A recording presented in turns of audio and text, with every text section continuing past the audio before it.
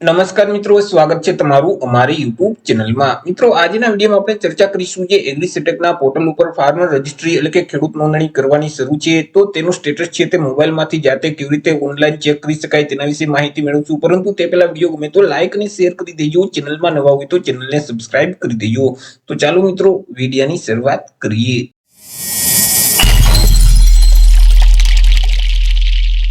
તો સૌથી પહેલા ગૂગલ ક્રોમ ને ઓપન કરી અને ત્યાં સર્ચ બોક્સમાં ટાઈપ કરવાનું રહેશે એગ્રીસેટેક। જેવું તમે એગ્રીસેટેક ટાઈપ કરી તમે તેને સર્ચ કરશો તો આ મુજબની એક સ્ક્રીન ઓપન થઈ જશે કે જ્યાં એગ્રીસેટેકની ઓફિશિયલ વેબસાઇટ સૌથી પહેલા જોવા મળશે jjfr.agrisetec.gov.in।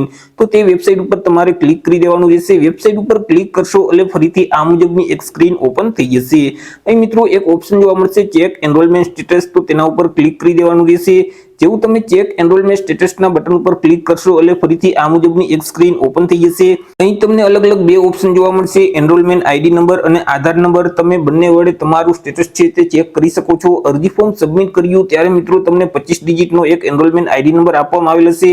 તે આઈડી નંબર તમારી પાસે હોય તો અહીં એનરોલમેન્ટ આઈડી સિલેક્ટ કરી અને એનરોલમેન્ટ આઈડી નંબર અહીં ટાઈપ કરી દેવાના રહેશે।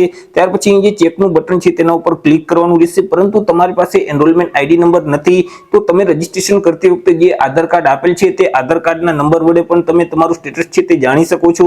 તેના માટે અહીં તમારે આધાર કાર્ડને સિલેક્ટ કરી દેવાનું રહેશે અને અહીં તમારા આધાર કાર્ડ નંબર ટાઈપ કરી અને ચેકના બટન ઉપર ક્લિક કરી દેવાનું રહેશે, જેથી કરી આ મુજબની એક સ્ક્રીન ઓપન થઈ જશે। અહીં મિત્રો તમારા એનરોલમેન્ટ આઈડી નંબર અથવા તો આધાર કાર્ડ નંબર જોવા મળશે। ત્યાર પછી સેન્ટ્રલ આઈડી નંબર અહીં જોવા મળશે। અરજીનું સ્ટેટસ અહીં તમને જોવા મળશે, તમારી અરજી એપ્રુવ કરવામાં આવેલ છે કે હજી પેન્ડિંગ છે તેનું સ્ટેટસ અહીં તમને જોવા મળશે।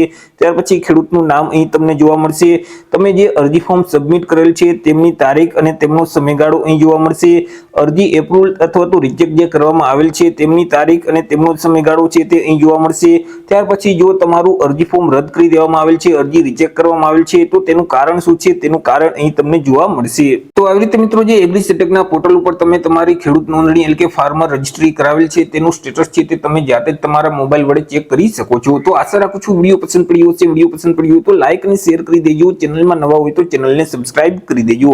ફરી મળીશું એક નવા ટોપિક સાથે એક નવા જ વિડીયોમાં। ત્યાં સુધી જય હિન્દ, વંદે માતરમ।